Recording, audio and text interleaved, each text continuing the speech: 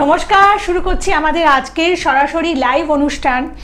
আজকের অনুষ্ঠানের প্রথমেই একটি কথা বলবো। দেখুন, একটি গানের কিছু লাইন আছে, চিরদিন কাহারও সমান নাহি যায়।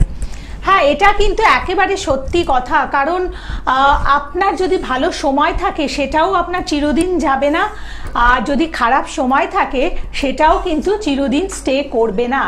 এবং যে কোনো অবস্থাতে আমি বলবো যে আপনার মধ্যে এমন মানসিকতা তৈরি করতে হবে যে আমাকে এই সময়টাকে যথাযথভাবে ব্যবহার করতে হবে। মানে খারাপ সময় যদি থাকে আমি পারবো না বলে একেবারেই বসে না থেকে আমাকে পারতেই হবে, এই মানসিকতা নিয়ে আপনাকে এগিয়ে যেতে হবে। আর সাথে বলবো, এমন একজন ব্যক্তিত্বের কনসালটেন্সি প্রয়োজন যিনি জীবন সম্বন্ধে জানেন এবং আপনার গ্রহ নক্ষত্রের অবস্থানে কি কারণে আপনার এই খারাপ সময়টা এলো সেটা তিনি যথাযথভাবে একটা গাইডলাইন আপনাকে দিয়ে দিতে পারেন। কারণ খারাপ সময়ে গ্রহ নক্ষত্রের অবস্থান অনুযায়ী আপনারা যদি একটু একজন বিশেষজ্ঞ ব্যক্তিত্বের কথা মতো এগিয়ে চলতে পারেন তাহলে দেখবেন সেই খারাপের প্রভাবটা আপনার মধ্যে অতটা পড়বে না। আপনি কিন্তু সেই সময়টাকে স্মুথলি কাটিয়ে যেতে পারেন। এবং এই যে বিশেষজ্ঞ ব্যক্তিত্বের কথা বললাম, সেক্ষেত্রেও কিন্তু আপনাদের একটু ভেবে চিনতে ডিসিশন নিতে হবে। কারণ আজকের দিনে প্রত্যেকেই নিজেকে বিশেষজ্ঞ বলে জাহির করে, নিজেকে মানে বিশেষভাবে বিদ্বান প্রমাণ করতে চায়। কিন্তু আপনি কেন সেটা মেনে নেবেন? আপনাকে আপনার বুদ্ধিমত্তা দিয়ে, আপনার ধৈর্য দিয়ে আপনাকে বুঝে নিতে হবে কে যথাযথ এই ক্ষেত্রে। এবং আজকের অনুষ্ঠানে আমরা যাকে পেয়েছি আমি কিন্তু বলবো তিনি মানে অনেক বছরের অভিজ্ঞতা সম্পন্ন এবং যে গ্রহ নক্ষত্রের অবস্থান বললেই তার সাথে যে শাস্ত্রটি যায় অর্থাৎ জ্যোতিষ শাস্ত্রকে একেবারে নখদর্পণে রেখেছেন এবং আপনার গ্রহ নক্ষত্রের অবস্থান অনুযায়ী আপনি কখন কি অবস্থায় পড়তে পারেন সেটা যেমন বলে দিতে পারেন, ঠিক একইভাবে সেখান থেকে আপনি কিভাবে রক্ষা পাবেন সেটাও কিন্তু বলেন। কারণ জ্যোতিষে সবসময় প্রেডিকশানই কিন্তু কথা বলে না, প্রেডিকশানের সাথে আপনাকে কি রেমেডি ধারণ করতে হবে সেক্ষেত্রে সঠিক নির্বাচনটাও ভীষণভাবে প্রয়োজন। আর এই দুয়ের দিক থেকেই যাকে আমরা একেবারে সর্বপ্রথমে মনে রাখতে পারি এই মুহূর্তে তাকে আমাদের অনুষ্ঠানে পেয়েছি। উপস্থিত আছেন বিশিষ্ট জ্যোতিষ, তান্ত্রিক, ঘোড়াতন্ত্রবিদ, হস্তরেখাবিদ, অ্যাস্ট্রো বাস্তু বিশেষজ্ঞ, reiki healer, tarot card reader, জ্যোতিষ মহারাজ কৃষ্ণমূর্তি পদ্ধতিতে বিশেষজ্ঞ ডক্টর রণজিৎ শাস্ত্রী আদি। এবং আদি কথাটাকে দেখেই আপনারা কিন্তু ডক্টর রণজিৎ শাস্ত্রী আদির কাছে পৌঁছবেন। এই মুহূর্তে আজকে লাইভ ফোন ইন অনুষ্ঠানে উপস্থিত আছেন। প্রথমে তাকে স্বাগত জানাবো। নমস্কার। নমস্কার। এবং দেখুন দাদা, আমি যেটা দিয়ে শুরু করলাম যে আজকে প্রত্যেকেই মানে এত আমাদের ফেসবুক, ইউটিউব বা ইনস্টাগ্রাম ইত্যাদির রমরমা, প্রত্যেকেই নিজেকে জ্ঞানী গুণী বলে জাহির করে। কিন্তু আমাদের তো বুঝতে হবে মানে যারা ক্লায়েন্ট আছে, যারা ভিউয়ার্স আছে তাদের কিন্তু তা বুদ্ধিমত্তা দিয়ে বা ইত্যাদি অনেক প্রসঙ্গ আছে যেগুলো দিয়ে বুঝে নিতে হবে কোনটা খাঁটি আর কোনটা মেকি। একইভাবে এই যে আমাদের জীবনে বিভিন্ন যে সম্পর্ক আছে সেই সম্পর্কের ক্ষেত্রে আমরা দেখি যে কোনো ব্যক্তি হয়তো মানে একটা সময় খুব ভালো রোজগার করেছে এবং সেই রোজগার করার সময় তিনি হয়তো সঞ্চয় করেছেন, কিন্তু ইদানিংকালে তার রোজগারের জায়গাটা অনেকটাই কমে গেছে এবং তিনি সঞ্চয় করতে পারছেন না। এবং দেখুন, টাকা না থাকলে বলা হয় যে আমাদের তথাকথিত সুখ শান্তি আমাদের ঘরে থাকে না। এবং সেই সুখ শান্তি যখন ভাবে বিঘ্ন ঘটতে শুরু করলো সেই সময় কি হয় যে আরো একজন ব্যক্তি হয়তো সেখানে ঢুকে যিনি চরম অশান্তির মধ্যে রয়েছেন তাকে সাহারা দেওয়ার চেষ্টা করে। একদম। তো এই যে তৃতীয় ব্যক্তির আগমন বা তৃতীয় ব্যক্তির প্রবেশ, এটা কি কারো ছক দেখে বলা যেতে পারে? হ্যাঁ, এইখানে খুব ইম্পর্ট্যান্ট একটি প্রশ্ন করে বসেছেন। একটা না, এখানে দুটো জায়গা আসছে। আপনি শুরু করেছেন প্রশ্নটা কিন্তু রোজগারকে কেন্দ্র করে, অর্থাৎ খুব ভালো ফিনান্সিয়াল কন্ডিশন হাজব্যান্ডের ছিল, দেখা যাচ্ছে যে কোনো কারণবশত গ্রহ নক্ষত্র ট্রানজিটে এইগুলো ঘটে। ট্রানজিটে এমন কিছু কাণ্ড ঘটেছে যে ক্ষেত্রে কোনো কারণবশত ফিনান্সিয়াল পজিশনটা তার ড্রপ হয়ে যাচ্ছে, সেক্ষেত্রে দেখা যাচ্ছে স্ত্রী আস্তে আস্তে হাতের বাইরে বেরিয়েছে, তাকে রোজগার করতে হচ্ছে, সংসারের হাল ধরতে হচ্ছে, এবং যেহেতু সে আস্তে আস্তে ঘর ছেড়ে বাইরের জগতের মধ্যে সে প্রবেশ করছে, তখন সে একটি চমক পাচ্ছে। যারা ছোট বেলা থেকে, অর্থাৎ স্টুডেন্ট লাইফের পর থেকে, এইচএস এর পর থেকে যারা একটা কর্মজগৎকে নিয়ে ব্যস্ত যে সমস্ত ছেলেমেয়েরা, তাদের কাছে ওটা চমক মনে হয় না, কিন্তু ঘরের বন্দি থাকা অবস্থা থেকে যখন নতুন আর একটা জগতের মধ্যে প্রবেশ করে, তখন একটা চমকের প্রভাব তৈরি হয়। এই চমকের প্রভাবে কিছুটা আকর্ষিত হয়ে গিয়ে কিছু কিছু সংসার ভেঙে যায়, এবং সেই সংসার ভেঙে গিয়েও কিছু সংসারকে জোড়া লাগানো যায়, আর কিছু সংসার একদম ভেঙে যায়। এই যে তৃতীয় ব্যক্তির প্রবেশ জীবনে আসবে কিনা, স্বামী স্ত্রী দুজনের হরোস্কোপ থেকে বলা যেতে পারে, এবং কি ঘটনাকে কেন্দ্র করে হবে, কি ঘটনাকে কেন্দ্র করে তৃতীয় ব্যক্তির প্রবেশ হবে। আপনার যেমন একটি ঘটনা তুলে ধরেছেন যে আর্থিক অবস্থা ভেঙে গেছে স্বামীর, সেক্ষেত্রে এরকম ঘটছে, বা দেখা যাচ্ছে যে কোনো কারণবশত স্ত্রী অসুস্থ হচ্ছে, স্বামীর মধ্যে থেকে সেই স্ত্রীর প্রতি ভালোবাসাটা চলে গিয়ে একটি পরনারীর প্রতি আসক্তি। অর্থাৎ এই যে যুক্তিগুলো কেন হচ্ছে, যদি দেখা গেল, মানে একটা ছোট্ট আমি কম্বিনেশন বলছি, স্বামীর ক্ষেত্রে দেখা যাচ্ছে যে দ্বাদশপতির দশা চলছে, এবং তার সাথে সাথে অষ্টমপতির অন্তর্দশা, আর জন্ম ছকে দেখা যাচ্ছে স্বামী বা স্ত্রীর ঘরে সপ্তম ভাবটা মঙ্গল বা রবি দ্বারা প্রভাবিত, তাহলে সেক্ষেত্রে দেখা যাবে সংসারে একটু অশান্তি চলবে, এবং ওই দ্বাদশ আর অষ্টমের সাথে দ্বিতীয় পতির যখন প্রত্যন্ত দশা আসবে, তখন একটা রোজগারকে কেন্দ্র করে কিছু হানি ঘটবে। আচ্ছা, ঘটবে, মারাত্মক একটা কিছু ঘটনা ঘটবে, যার ফলে আর্থিক অবস্থাটা একদম ভেঙে পড়বে। এই ভেঙে পড়াকে কেন্দ্র করে তার স্ত্রীকে বহির্মুখী হতে হবে, এবং সে বহির্মুখী হয়ে গিয়ে এবার স্ত্রীর হরোস্কোপে যদি কোনো কারণবশত অষ্টমের শুক্র, কিংবা জন্মছকে মঙ্গল শুক্র, কিংবা জন্মছকে মঙ্গল রাহু, কিংবা রাহু শুক্র, এরকম একটি কম্বিনেশন থাকে, তাহলে সে কিন্তু একটা এক্সটার্নাল অ্যাফেয়ারের মধ্যে চলে যাবে। অর্থাৎ কষ্টটা শুরু হলো আর্থিক দিকে, কিন্তু সেই আর্থিক দিকের কষ্ট আস্তে আস্তে মানসিক দিক এবং সাংসারিক দিক ভেঙে যাওয়ার রূপ নিচ্ছে। আচ্ছা, বুঝে গেল ব্যাপারটা? এইরকমই আর একটা ছোট্ট একটা কম্বিনেশন বুঝিয়ে দিচ্ছি। মানে এই ঘটনাগুলো আকছার ঘটে থাকে। স্ত্রী হয়তো অসুস্থ, স্বামী কিন্তু বহির্মুখী হয়ে যাচ্ছে, স্ত্রীর অসুস্থতার সুযোগ নিচ্ছে, বা স্ত্রীর অসুস্থতাকে একটা অ্যালিবাই বানাচ্ছে, ইস্যু বানিয়ে স্বামী একটা বহির্মুখী ভাব দেখা যায়। কিরকম? স্ত্রীর জন্মছকে দেখা গেছে যে জন্মকালীন ষষ্ঠ, অষ্টম, দ্বাদশপতি লগ্নের মধ্যে বসে রয়েছে, কিংবা শনি লগ্নের মধ্যে বসে রয়েছে, কিংবা নিচস্থ রাহু কোনো জায়গায় লগ্নের মধ্যে বসে রয়েছে। এই যে লগ্নটা দুর্বল, বা লগ্নপতি কোনো অস্তিমিত রাশির সাথে যুক্ত হয়ে রয়েছে, কিংবা লগ্নপতি যতটুকু ডিগ্রি পাওয়া উচিত সেই ডিগ্রিতে পায়নি, 0 থেকে শুরু করে 30 ডিগ্রি অবধি অবস্থান হয়, সেই ডিগ্রি অনুপাতে কিন্তু লগ্নের বলসত্তা বা গ্রহ বলবত্তা দেখা হয়। এবার সেই ডিগ্রি পায়নি, যার ফলে তার শারীরিক পুষ্টি অভাব দেখা দেবে। কিরকম ভাবে অভাব দেখা দেবে সেটা একটু বুঝতে হবে। বাড়িতে খাওয়া দাওয়া করছে, সবকিছু ঠিক আছে, কিন্তু তবুও দেখা যাবে তার বোন ডেন্সিটি কমে যাচ্ছে, তার মধ্যে ইমিউনিটি কমে যাচ্ছে, তার মধ্যে সংসারে খাটার ক্ষমতা কমে যাচ্ছে, যার ফলে আস্তে আস্তে স্ত্রী কিন্তু শয্যাগত হয়ে যাচ্ছে। লগ্নের শনি থাকলে বিশেষ করে এই প্রবলেমটা বেশি দেখা যায়। একদম। তার মানে সঠিকভাবে বিশ্লেষণ করলে জ্যোতিষশাস্ত্র আমাদের কতদূর নিয়ে যেতে পারে, এই শাস্ত্রটাকে কেন্দ্র করে আমাদের মাথার চুল থেকে পায়ের নখ অবধি দাঁড়িয়ে রয়েছে। হ্যাঁ, মানে এখন আমরা প্রবলেম হলে পরে কাউন্সিলিং করাই, কিন্তু অ্যাস্ট্রোলজি আমাদের কিন্তু একটা আগের থেকে মানে প্রাক একটা বার্তা দিয়ে দেয়। ঠিক এই জন্য, হ্যাঁ, একটু ফোনে থাকুন। এই জন্যই জ্যোতিষ শাস্ত্রকে বলা হয় ভবিষ্যৎ জানার শাস্ত্র। একদম, ভবিষ্যৎ জানতে পারা যায় যে অদূর ভবিষ্যতে এরকম একটা বিপদ হবে। আমি হয়তো শেয়ার ট্রেডিং এ যারা কাজ করে অনেকেই আসে আমার কাছে, মার্কেটে হয়তো ইনভেস্টমেন্ট করবে, তো আমি দেখছি তার টাইমিং যেটা চলছে, এই টাইমিং এ ইনভেস্ট করলে ঠিক আছে, এই তো 2 দিন পরে দেখা যাবে বৃহস্পতি ট্রানজিট করেছে, আমি ওকে বলে দেবো তুমি ইনভেস্টমেন্ট কিন্তু করতে গেলে আসন্ন 15 দিন কি 1 মাসের মধ্যে তুমি ইনভেস্টমেন্ট করো, তারপরে কিন্তু বৃহস্পতি ট্রানজিট করেছে, তুমি ইনভেস্ট করলে সেই টাকাটা ব্লক হয়ে যাবে, পরে কিন্তু আমায় দোষ দেবে না। ঠিক এরকম অনেক ভেবেছে কেউ। মানে এসব ক্ষেত্রে অবশ্যই একটা পরামর্শ নেওয়ার প্রয়োজন। একদম জন্ম থেকে মৃত্যু অবধি তিথি নক্ষত্র হিসেব করে করা হয়। দেখবেন অন্নপ্রাশন যখন দেওয়া হয় তখন একটা ঠাকুর মশাইয়ের কাছে গিয়ে একটা অন্নপ্রাশনের দিন দেখা হয়, উপনয়নের সময় একটা দিন দেখা হয়। তাহলে তিথি নক্ষত্র ভেদ এখন অবধি পঞ্জিকা বেরোয় কেন? প্রশ্নটা আমার এখানে। এখন অব্দি তাহলে পঞ্জিকা বেরোয় কেন? পঞ্জিকা বেরোনো তো বন্ধ হয়ে যেতে পারতো। সুতরাং সেটা না, যে মানছে সে দাঁড়াচ্ছে, যে মানছে না সে হারিয়ে যাচ্ছে। অনেকক্ষণ ধরে একজন বন্ধু ফোনের মধ্যে চেষ্টা করছে। কে আছে ফোনের মধ্যে? নমস্কার। নমস্কার, আমি ব্যারাকপুর থেকে বলছি। আচ্ছা, কার ব্যাপারে জানবেন?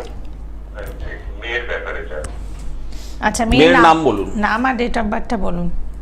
জয়িতা রায়, 10/6/2007। 10/6/2007। হ্যাঁ, সময় রাত 1। রাত 1টা, মানে 9 তারিখ অতিক্রান্ত হয়ে গিয়ে ধরেছেন তো, 10 সেই হিসেবে বলছেন তো? হ্যাঁ হ্যাঁ হ্যাঁ। জন্মস্থান কোথায়? ব্যারাকপুর? জন্মস্থান কোথায়? কলকাতা। কলকাতা জন্মস্থান। আচ্ছা, জয়িতা রায়। পড়াশোনা করছে, চাকরি বাকরি। 1 মিনিট, আমি বলছি। শনিবার রাত অতিক্রান্ত হয়ে রবিবার ভোর রাত, মানে 12টা যেহেতু বেজে গেছে। হ্যাঁ হ্যাঁ। আচ্ছা, দেখুন মেয়ের রাশি হচ্ছে কিন্তু মীন রাশি, মীন লগ্ন, উত্তর ভাদ্রপদ নক্ষত্র, শনি, চন্দ্র শনির একটা কানেকশন। এই চন্দ্র শনির কানেকশন কিন্তু খুব ভালো কানেকশন, খুব ভালো। মীন রাশি, মীন লগ্ন সব ভালো, কিন্তু একটা গন্ডগোল আছে। মেয়ের জন্ম ছক যদি দেখেন তো দেখবেন রাশি এবং লগ্নের মধ্যে কিন্তু মঙ্গল বসে রয়েছে, ঠিক আছে? অর্থাৎ পূর্ণ একটি মাঙ্গলিক দোষের প্রভাব পড়ছে। এই যে মঙ্গলটার জন্য কিন্তু হঠকারিতার সিদ্ধান্ত। চন্দ্রটা শনির নক্ষত্রে, আবার মঙ্গল যুক্ত হয়ে রয়েছে, তার মানে চন্দ্র কিন্তু খুব বড়ভাবে পাপ গ্রহ দ্বারা অ্যাফ্লেক্টেড। একে কিন্তু অদূর ভবিষ্যতে যে কোনো মুহূর্তে বিপদে ফেলবে, ভুল সিদ্ধান্ত নিয়ে ফেলবে সব বিষয় প্রথম। আর মেয়ে যেহেতু বিয়ে দিতেই হবে, এটা স্বাভাবিক ব্যাপার, তাই তো? বিয়ে তো দিতেই হবে। দেখবেন এই মঙ্গল যে সপ্তম ভাবে পূর্ণ দৃষ্টি দিচ্ছে, সেই সপ্তম ভাবে কোনো শুভ গ্রহের দৃষ্টি নেই, বোঝা গেল? তাহলে এই জাতিকার ক্ষেত্রে বিবাহকে কেন্দ্র করে সমস্যা দেখা দেবে এবং মাথা গরম, উগ্রতা, হঠকারিতা সিদ্ধান্ত নেবে, যার জন্য চাকরি ক্ষেত্রেও কিছু গন্ডগোল দেখা দেবে। চন্দ্রটা শনির নক্ষত্রে, আবার চন্দ্র মঙ্গল যুক্ত, তাহলে চন্দ্র শনি আর মঙ্গল দ্বারা অ্যাফ্লেক্টেড হয়ে গেছে। তাহলে শনি মঙ্গলের ইফেক্ট ডিসিশনস মেকিং এ গন্ডগোল করবে, হঠকারিতা সিদ্ধান্ত, একটুতেই মাথা গরম, ধৈর্যচ্যুত ঘটবে, আবার কখনো শান্ত হয়ে বসে থাকবে, বোঝা গেল? এই জায়গাটাকে একটু কাটাতেই হবে, না হলে এটা কিন্তু অদূর ভবিষ্যতের জন্য ভালো নয়, কোনো কিছুতেই ভালো নয় এই যোগটা। ঠিক আছে, ভালো থাকবেন। আচ্ছা, ভালো থাকবেন। এবং আপনি বুকিং নাম্বারে অবশ্যই ফোন করতে পারেন 9874110320 অথবা 8276853043। চেম্বার পাচ্ছেন কলকাতা, বর্ধমান, দুর্গাপুর, আসানসোল, পুরুলিয়া, সিউড়ি, মেদিনীপুর, কৃষ্ণনগর, মালদা, শিলিগুড়ি, কোচবিহার, ত্রিপুরা। আর এই মুহূর্তে যারা ফোনে পাচ্ছেন না, আপনাদেরকে বলবো 10টা থেকে 10:30টার মধ্যে টিভিতে থাকা ফোন নাম্বারে আপনারা কিন্তু ফোন করলে পরে সেই সময় যদি আমি থাকি, যদি Free আমি থাকেন, ফোন ধরি, অবশ্যই। তাহলেই পাবে এমন কোনো গ্যারেন্টি বলে কিছু নেই, চেষ্টা করে দেখতে পারে। অনেক ক্ষেত্রে আমি নিজে ফোনটা ধরি, আমার স্টাফ যখন চলে যায় ফোনটা আমার কাছেই থাকে, অনেক ক্ষেত্রে আমি ধরি। এটা তো তাদেরও তো ছুটির টাইমিং আছে, সেই সময় ফোনটা ধরলে যদি কেউ ফোন করে আমি তো ধরতে পারি সেটা। আচ্ছা, কে আছেন? এই যে কে আছেন ফোনে একটু আছেন। বোঝাই। এই যে জয়িতা একটু আগে যিনি ফোন করেছিলেন বাড়ি থেকে, তার জন্ম ছকটা থেকেই বোঝাই। ওই যে যেটা আপনি বললেন যে কি করে সংসারের মধ্যে, দেখুন দ্বিতীয় পতি লগ্নের মধ্যে আছে, অর্থ আসবে, কিন্তু গন্ডগোলটা কি করলো, লগ্নের মধ্যে মঙ্গল আর চন্দ্রটা শনির নক্ষত্রে। তাহলে শনি কি করছে, প্রচুর বেশি জ্ঞান বাড়াবে, আর মঙ্গল করবে ঔদ্ধত্য। মানে আপনাকে যদি আমি একটা দাঁড় করাই একজন বয়স্ক মানুষ আর একজন বাচ্চা ছেলের মাঝখানে, আপনি কিন্তু পাজল হয়ে যাবেন। বয়স্ক মানুষ জ্ঞান দেবে আর বাচ্চা ছেলে আপনাকে বিরক্ত করবে, ঠিক আছে? মঙ্গল তো সেই ব্যাচেলার, সেই যেরকম বাচ্চা হচ্ছে এখন তো বুধ, মঙ্গল তো ব্যাচেলার, মঙ্গল বলবে 20-22 বছর বয়স, দৌড় সব কথা ছাড়ো তো। আর বয়স্ক মানুষ বলবে আরে শোন এই কথাগুলো, বস এখানে, আর মঙ্গল বলবে আরে ওঠ তো, উঠে দৌড়া। তাহলে এই মানসিক অশান্তিটা কিন্তু সম্পূর্ণ সপ্তমে দৃষ্টি পড়ছে, কোনো গ্রহ, শুভ গ্রহ কিন্তু সপ্তমে দৃষ্টি নেই, যার ফলে এই মানসিক অশান্তি শুধু কর্মকে হানি করে না, সংসার জীবনটাকেও নষ্ট করে দেয়। অর্থাৎ সংসার করতে গেলে অনেক ধৈর্যের দরকার পড়বে, সেই ধৈর্যচ্যুতটা ঘটবে। এই ক্ষেত্রে এই রকম হরোস্কোপের ক্ষেত্রে দেখা গেছে যে সংসার ভেঙে গেছে একটা তৃতীয় ব্যক্তির প্রবেশের জন্য। অর্থাৎ এর যে হাজব্যান্ড হবে তার মধ্যে একটা জায়গা আসবে যে বউ সবসময় খ্যাট খ্যাট খ্যাট খ্যাট করছে, সেটাকে ছেড়ে একটুখানি অন্যদিকে যাই, একটু অন্যদিকে মোটিভ হবে। এই জাতিকাদের ক্ষেত্রে কিন্তু সংসার জীবন খুব কঠিন হয়ে পড়ে। আচ্ছা, তাহলে এখানে একটা রেমেডি, মানে কতটা জায়গাটাকে নিয়ন্ত্রণ এখানে করতে পারবে? একটা রেমেডি, এই যে আপনি বললেন না রেমেডি, আমাদের শরীরে রোগ বালাই ব্যাধি হয়, এটা তো নিশ্চয়ই জানেন। হাঁটু ব্যথা, পা ব্যথা, তারপর পড়ে গিয়ে মাথায় আঘাত লাগা, কারোর চোখের সমস্যা, যেমন আমার আছে চোখের সমস্যা। তাহলে চোখে যখন আমার সমস্যা আছে, তাহলে আমি চশমাটা পড়েছি, চশমাটা পরে আমার তাহলে কি সমাধান হচ্ছে? আমার চোখটা ঠিক হচ্ছে কি হচ্ছে না সেটা পরের কথা, কিন্তু আমি চোখে দেখতে পাচ্ছি, এটা আমি বলবো। তো সেই রকম এখানে যদি আমি রেমেডিটা প্রপারলি করি, রেমেডি মানে কিন্তু গ্রহটাকে আমি ঘুরিয়ে দিতে পারছি না, কিন্তু গ্রহর যে নেগেটিভ ইম্প্যাক্ট, সেই নেগেটিভ ইম্প্যাক্টটাকে রক্ষা কবচ হিসেবে কাজ করার জন্য আমি একটা তাকে কবচ দিয়ে দিলাম। কবচ মানে শুধু মাদুলি নয়, কবচ মানে হচ্ছে রক্ষা কবচ। আগেকার দিনে যুদ্ধে যাওয়ার ক্ষেত্রে কবচ মানে রক্ষা কবচ তারা ধারণ করতো, আমরা মাদুলি পরে যেত না যুদ্ধে, নিজের প্রোটেক্টিভ কোনো গার্ড নেই, রাইট? এই যে কবচ, এই যে সূর্যদেবের দেওয়া কবচ, এটাকে কেন হচ্ছে? সূর্যদেব কি কর্ণকে মাদুলি দিয়েছিল? তাহলে আমরা কবচটাকে আবার ছোট্ট একটা মাদুলিতে এখন ধারণ, মানে শব্দের অপভ্রংশের প্রয়োগ হচ্ছে এখানে। তো সেই হিসেবে বলছি এটা একটা রক্ষা কবচের কাজ করে, যেটা প্ল্যানেটারি নেগেটিভ ইম্প্যাক্ট গুলোকে কন্ট্রোল করতে সহায়তা করে। ঠিক। আচ্ছা, কে আছেন বলুন এবার? নমস্কার। কোথা থেকে? আচ্ছা, কার ব্যাপারে জানবেন?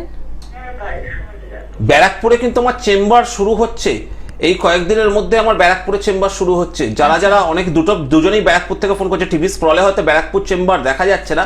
ব্যারাকপুরে যারা দেখাতে আসতে চান, বুকিং নম্বরে ফোন করে নাম লিখিয়ে রাখুন। ব্যারাকপুরে আমার খুব দ্রুত চেম্বারে কিন্তু আমাকে পেয়ে যাবেন। ব্যারাকপুরে আমার চেম্বার শুরু হচ্ছে। হ্যাঁ, ভাইয়ের ব্যাপারে জানতে চান, ভাইয়ের নাম বলুন। আচ্ছা, ভাইয়ের জন্ম তারিখ দিন। 2002। সময় বলুন। 5:58।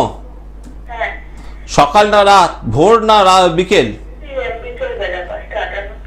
5:58 PM, ব্যারাকপুর। আচ্ছা, জন্মবার ছিল বৃহস্পতিবার, সিংহ রাশি, বৃষ লগ্ন, জানেন তো? পূর্ব ফাল্গুনী নক্ষত্রে জন্ম। এবার জন্ম ছকে সিংহ রাশি বলেছি, রাশি অধিপতি কে? সিংহ রাশির অধিপতি কিছু জানেন? বাহ বাহ, থ্যাংক ইউ। এই যে রাশি অধিপতি রবি, ভাইয়ের হরোস্কোপটায় দেখবেন রাশি অধিপতি রবি স্বয়ং নিচস্থ। তাহলে কি হচ্ছে? রাশির যে অধিপতি সে যদি স্বয়ং নিচস্থ হয়ে যায়, সে শুক্র বুধ যুক্ত, প্রথমত রবি শুক্র দারিদ্র যোগ, ঠিক আছে? আবার এক্ষেত্রেও লগ্নে রাহু, লগ্নে রাহু, তার মানে এক্ষেত্রে কি গন্ডগোল হচ্ছে? তৃতীয় বৃহস্পতি, দ্বিতীয় শনি। আর্থিক দিকে কষ্ট আপনার ভাইয়ের, জায়গা কেরিয়ার গ্রাফ ডেভেলপমেন্ট করতে পারবে না। লগ্ন যদি কোনো কারণবশত, আমি প্রথমেই বলেছি, অ্যাফ্লেক্টেড হয়, তাহলে সেই সব মানুষের বিবাহিত জীবনও খুব ডিস্টার্ব। দেখা যাক সপ্তম পতি কোথায়? সপ্তমে কেতু বসে রয়েছে, সপ্তম পতি বসে রয়েছে হচ্ছে সপ্তমের কিন্তু একাদশের মধ্যে বসে থাকলো, 1 2 3 4 5 পঞ্চম। এবং এই চন্দ্রটা, চন্দ্রের অধিপতি রবি, সেও কিন্তু নিচস্থ হয়ে বসে রয়েছে। কেরিয়ার গ্রাফ আপনার ভাইয়ের কিন্তু দাঁড়াচ্ছে না, বিবাহকে কেন্দ্র করে সমস্যা পাবেন। বলুন কি জানতে চাইছেন, একটু শুনি। কোনটা ঠিক বলেছি? কেরিয়ার গ্রাফ আপনি শুনতে পেলাম না, আপনি আরেকবার একটু আমাকে বলুন কোনটা ঠিক বলেছি। জোরে বলুন। কেরিয়ার দাঁড়াচ্ছে না, দাঁড়াবে কি করে?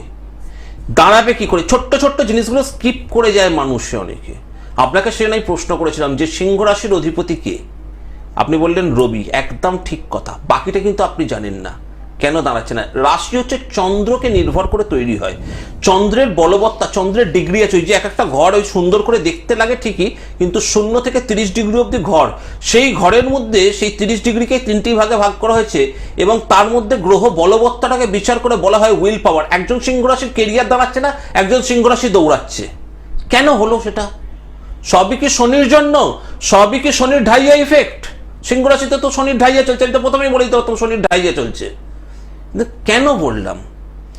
নিজেরা বিচার করুন, একটু ভাবুন, উপযুক্ত প্রতিকার করুন, তাহলে জ্যোতিষ শাস্ত্রটি বাঁচবে, আপনারাও বাঁচবেন। ভুয়ো জ্যোতিষের পাল্লায় পড়ে শর্টকাটে প্রতিকার যদি করতে যান, তাহলে সেক্ষেত্রে শাস্ত্রের বদনাম আপনারাই করবেন, উপকার কিছু পাবেন না। এই ছেলের কেরিয়ার দাঁড়াবে, সঠিক প্রতিকার করলে কেরিয়ার দাঁড়াবে, সঠিক নিয়মে প্রতিকারটা করুন। ঠিক ভালো আছে, থাকুন। ভালো থাকবেন। এবং যদি সুযোগ থাকে তাহলে একেবারেই হাতছাড়া করবেন না, কারণ আপনাকে যে সুযোগ ঈশ্বর দিয়েছেন সেটা সৎ ব্যবহার করুন, তাহলে দেখবেন আপনি পরপর কিন্তু এগিয়ে যেতে পারবেন। এবং সঠিক জ্যোতিষ ব্যক্তিত্বকে অবশ্যই নির্বাচন করুন। এবং ডক্টর শ্রী রণজিৎ শাস্ত্রী আদি এই যে এত সুন্দরভাবে একটা অনুষ্ঠানে বসে জায়গাগুলোকে বিশ্লেষণ করছেন, কারণটা দেখিয়ে দিচ্ছেন, এর ওপরে তো আর কিছু হতেই পারে না। মানে একটা লাইভ প্রোগ্রামে এর থেকে বেশি ভালো বিশ্লেষণ আপনারা হ্যাঁ, পেতে আর করা পারেন যাবে না। আমি তো পুরোটাই বলে দিচ্ছি, হরোস্কোপটা পুরোটাই ডিসকাস করছি। আমি তো প্রশ্ন করছি না, বলুন কি জানতে চাইছেন। হ্যাঁ। আমি তো প্রশ্ন করি না, আমার অ্যাঙ্কার এবং এই যে কজটা জেনে বলে দিতে পারবেন এইভাবে প্রপার রিজন চাই। এই দেখুন না, এখানে শনি তার মধ্যে বক্রী। হ্যাঁ। এই যে আমি তো শুধু রাশি ধরে এইটুকুকে বললাম, এরপর লগ্ন ধরে বিচার করলে যদি দেখা যায়, এই ভাইটির ক্ষেত্রে যদি দেখা যায়, নবম দশমপতি রাজ্যকারক গ্রহ হচ্ছে শনি। সেই শনি কোথায় বসে রয়েছে? শনি বক্রী হয়ে দ্বিতীয় বসে রয়েছে, অর্থাৎ রাজ্যক ফল হানি হচ্ছে। নিজভঙ্গ রাজ্যক বলবো না, রাজ্যক ফলের হানি কিচ্ছু দিতে পারছে না। দ্বিতীয় কিন্তু মারক স্থান। দ্বিতীয় কেন মারক হয় আমি বহুবার বুঝিয়েছি, তবু আবার বোঝাচ্ছি। দ্বিতীয় হচ্ছে আমাদের সঞ্চিত সম্পদ, অর্থ। তাহলে অর্থ রোজগারের জন্য আমরা পাপ, পুণ্য, অপরাধ বা আমাদের পরিশ্রম, সর্বোত্তম লেভেলে পরিশ্রম করি আমরা। তো সেই সর্বোত্তম লেভেলে পরিশ্রম করতে গিয়ে আমাদের শারীরিক মানসিক দিক থেকে অনেকগুলো ক্ষয় হয়। যে ডাকাতি করছে সেও একটা লাইফ রিস্ক নিয়ে ডাকাতি করছে, আর যে পুলিশের চাকরি করছে সেও একটা লাইফ রিস্ক নিয়ে পুলিশের চাকরি করছে। তাহলে সর্বোত্তম সে দিচ্ছে কেন? তার সংসারে অর্থ সঞ্চয়ের জন্য। সেই জন্য দ্বিতীয় ভাব হচ্ছে মারক ভাব। আচ্ছা, এছাড়াও দ্বিতীয় ভাব থেকে আরো অনেকগুলো জায়গা বিচার করা হয়। দ্বিতীয় ভাবকে অনেক রকম ভাবে ব্যাখ্যা করা যায়, সেটা এইটুকু সময় লাইভ অনুষ্ঠানে বসে তো আলোচনা করা সম্ভব না। অনেকেই যারা আমার কাছে পড়ে এবং আমার কাছে কেউ কেউ অ্যাডভাইস নেয়, তাদেরকে আমি পরিস্থিতি অনুপাতে বোঝাই যে কেন এই ভাবটা তোমার ক্ষতি করছে। যাই হোক, একদম শেষ পর্যায়ে এসে দাঁড়িয়েছি, তবে একজনের ফোন একটা অবশ্যই ধরবো। নমস্কার, কে আছে ফোনের মধ্যে দেখি? কে আছেন? হ্যালো,